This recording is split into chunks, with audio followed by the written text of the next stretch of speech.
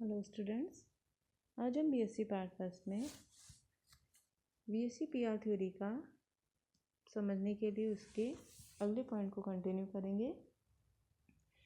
इससे पहले वाले में हमने देखा कि बीएससी पीआर थ्योरी के अकॉर्डिंग कोई भी मॉलिक्यूल स्पेस में किस तरह से अरेंज होगा कि उसके लोन पेयर और बॉन्ड पेयर के बीच में या लोन पेयर या बॉन्ड पेयर के बीच में कम से कम प्रतिकर्षण बल हो और वह एक स्टेबल अरेंजमेंट गेन करे। तो इसके बेस पे एक ही टाइप की संरचना होते हुए मॉलिक्यूल की अलग अलग शेप पाई गई, यानी कि जैसे चतुष्फलकीय मॉलिक्यूल है तो उसमें अलग अलग उसकी संरचनाएं भी शेप्स पाई गई। अब इसके अगले नियम भी इसमें सजेस्ट किए गए हैं। वह नियम इस प्रकार हैं। दूसरे नियम को आज हम ले रहे हैं। इसके अनुसार किसी परमाणु की सतह पर अबंधी इलेक्ट्रॉन युग्मों का आकार इससे संबंधित परमाणु की विद्युत ऋणता बढ़ने पर घटेगा, है ना। कि अगर उसमें अबंधी लोन पेयर इलेक्ट्रॉन है तो उसमें जो उसकी विद्युत ऋणता है अगर वह बढ़ती जाएगी तो उसका शेप घटता जाएगा। विद्युत ऋणी परमाणु द्वारा अबंधी इलेक्ट्रॉनों को अपनी ओर आकर्षित कर लेने से केंद्रीय परमाणु के संयोजकता कोश में इलेक्ट्रॉन घनत्व कम होकर विद्युत ऋणी के पास बढ़ जाएगा।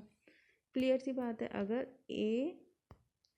ए और बी मॉलिक्यूल के बीच में कोई इलेक्ट्रॉन पेयर की शेयरिंग है और विद्युत ऋणी परमाणु के पास आएगा तो जो दूसरा सेंट्रल एटम है उसके पास इलेक्ट्रॉन्स की कमी हो जाएगी, जिसके कारण उस बंध द्वारा अन्य इलेक्ट्रॉनों पर लगने वाले प्रतिकर्षण बल में कमी होगी। या दूसरे शब्दों में कह सकते हैं कि बंधित परमाणु की विद्युत ऋणता बढ़ने से ये ज़्यादा इसकी तरफ हो गया, जैसे मान लो ये है यूं और यूं, तो इसकी तरफ हो गया तो इसमें प्रतिकर्षण बल फिर कम होता जाएगा ना, क्योंकि ए और बी के बीच में डिस्टेंस बढ़ गई है ना। जैसे ऑक्सीजन, फास्फोरस, नाइट्रोजन और आर्सेनिक के कुछ एग्जाम्पल है जिनको हम देख रहे हैं। देखिए कि वाटर मॉलिक्यूल और H2O और OF2 है ना, दोनों में ऑक्सीजन प्रेजेंट है, लेकिन एक में हाइड्रोजन प्रेजेंट है और दूसरे में फ्लोराइड।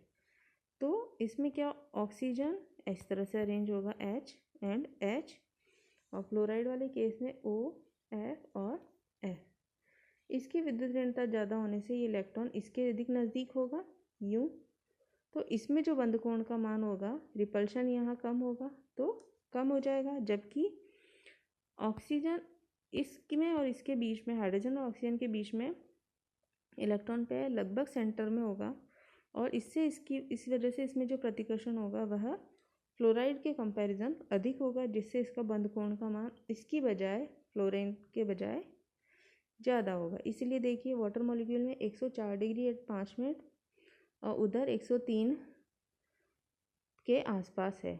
इसी तरह से हम देख लेते हैं कि अमोनिया का जब हम एग्जांपल लेते हैं, अमोनिया और NF3, तो वही सेम रीज़न, फ्लोराइड में NF3 में फ्लोराइड की विद्युत ऋणता का मान अधिक हो गया, तो इस वजह से इसका बंध कोण का मान कम हो जाएगा। ऐसे ही PI3, PBr3 और PCl3, तो Cl वाले में 100% 100 डिग्री, PBr में 101 के आसपास और PI में 120 के आसपास, क्योंकि आयोडीन की जो विद्युत ऋणता है इन सबसे कम है। इसी तरह से आर्सेनिक का ऑक्साइड, आर्सेनिक का ब्रोमाइड और क्लोराइड, तो वही है कि आयोडाइड वाला जो उसका मॉलिक्यूल है इसमें बॉन्ड एंगल का मान सबसे ज़्यादा होगा। दूसरा पॉइंट इस तरह से है कि इसमें नियम थर्ड लेते हैं, द्विबंध के 2 इलेक्ट्रॉन युग्म, है ना, या त्रिबंध के 3 इलेक्ट्रॉन युग्म एक बंध से एक इलेक्ट्रॉन युग्म की अपेक्षा अधिक स्थान घेरते हैं, इसलिए संयोजकता कोश में उपस्थित अन्य इलेक्ट्रॉनों युग्मों पर अधिक प्रतिकर्षण लगाते हैं। जैसे ये एग्जाम्पल आपके सामने दिए हुए हैं कि बहुबंधों के बड़े आकार के कारण बंध कोण पर प्रभाव देखने के लिए देखिए COF2, फर्स्ट वाला ये मॉलिक्यूल हम डिस्कस कर रहे हैं, COF2, ठीक है। इसमें कार्बन sp2 हाइब्रिडाइज है अतः अणु की संरचना त्रिभुजीय या बंधकोण 120 होना चाहिए, लेकिन यह 108 होता है। क्यों? क्योंकि बंधकोण में यह कमी CO समूह का जो द्विबंध है इसकी वजह से होती है ना। और CF बंधों पर प्रतिकर्षण बल लगता है, तो इस द्विबंध की वजह से इसमें प्रतिकर्षण होगा और इसमें CF की वजह से इसका अपेक्षित मान 120 से कम रह जाता है। इसी प्रकार जिनमें केंद्रीय परमाणु फास्फोरस व सल्फर है उनमें ऑक्सीजन के साथ प्रतिकर्षण बल लगता है और इसी तरह से इसमें इनकी जो द्विबंध बनाने की प्रवृत्ति है वह कम पाई जाती है। अब देखिए जैसे COF2 में बंध कोण का मान 120 होना चाहिए लेकिन है 108 डिग्री।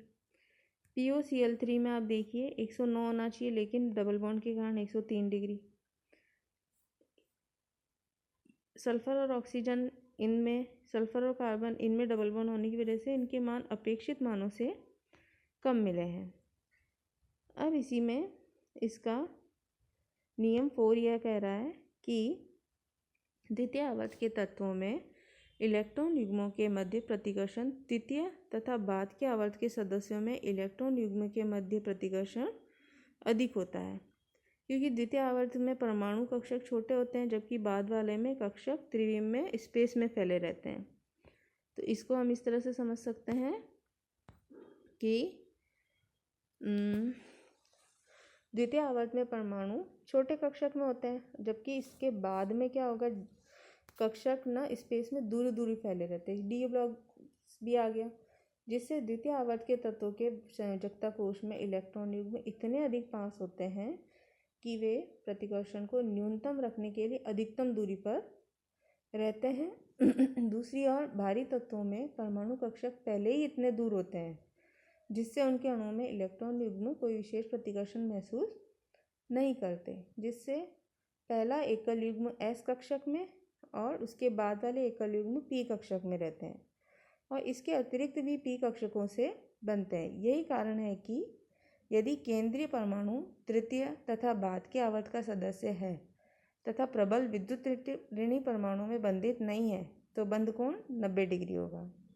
जैसे अमोनिया व वाटर मॉलिक्यूल में बंध कोण चतुष्फलकीय होता है, लेकिन इसके बाद वाले तत्वों में हाइड्राइड में लगभग 90 के आसपास पाया जाता है।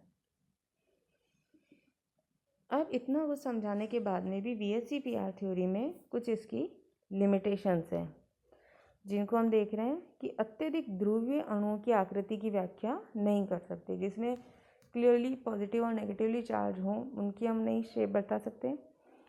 दूसरा, यह सिद्धांत डीलोकलाइज पाई इलेक्ट्रॉन युग्म अणुओं की संरचना नहीं समझा सकता। थर्ड, संक्रमण धातु तत्वों की आकृति की व्याख्या करने में भी यह असफल रहा है।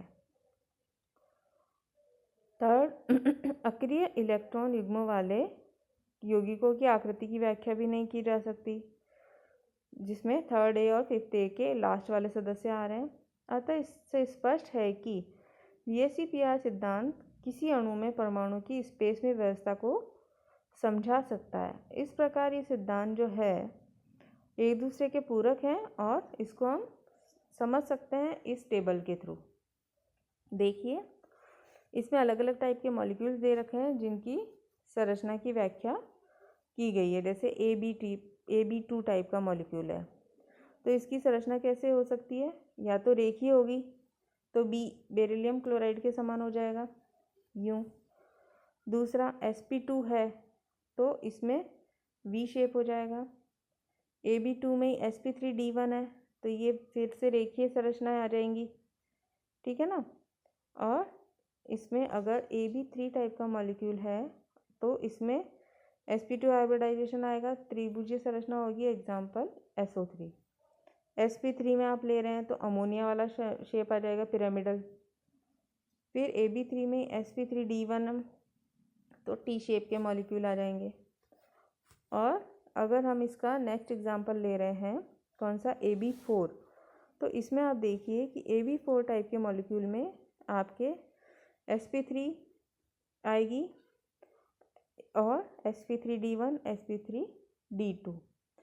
और AB5 में sp3d, मतलब हर प्रकार के संकरण में आपके यह एग्जाम्पल प्रेजेंट है जिसमें आप VSEPR थ्योरी के अनुसार इसकी विवेचना कर सकते हैं।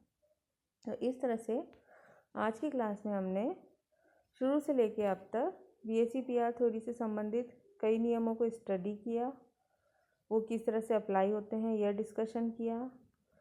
इसमें कहाँ कहाँ इसकी, जैसे वाटर मॉलिक्यूल, इनके ये आपके शॉर्ट नोट्स में आते हैं जिसमें ये रीजनिंग वाले क्वेश्चन बन जाते हैं। इसके अलग अलग नियमों को देखा, जहाँ डबल बॉन्ड है उस वजह से भी इसमें बॉन्ड एंगल प्रभावित होता है। साथ ही इसमें हाइड्राइड्स में किस तरह से बॉन्ड एंगल अफेक्ट होता है यह देखा।